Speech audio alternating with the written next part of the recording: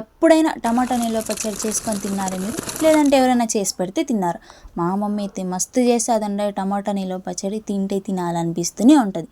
Tomatoes తీసుకోవాలి. మేమైతే 15 kgs వరకు తీసుకున్నాం. అంటే మాకు మాత్రమే కాదండి, మా పిన్ని వాళ్ళకు కూడా. టమాటాస్ని బాగా వాష్ చేసుకొని ఆరబెట్టుకోవాలి. తడి ఆరిపోయాక కట్ చేసుకోవాలి. కట్ చేసుకునేటప్పుడు మాత్రం మధ్యలో ఉన్న సీడ్స్ పార్ట్ని రిమూవ్ చేసుకోవాలి.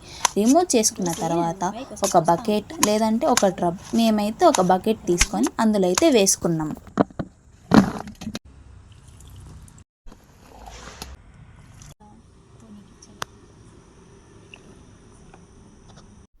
ఇలా అన్నీ కట్ చేసుకున్న తర్వాత ఒక క్లాత్ తీసుకొని టైట్ కట్టుకోవాలి. అంతే అనుకోకుండా నెక్స్ట్ పార్ట్ ఉంది. మన ఛానల్ని కొత్తగా చూస్తున్న వారు సబ్స్క్రైబ్ చేసుకోండి, లైక్ చేయండి, షేర్ చేయండి, కామెంట్ చేయండి. అదే చేతులతో పక్కలో ఉన్న గంట సింబల్ని క్లిక్ చేసుకోండి. Thank you for watching. Bye bye.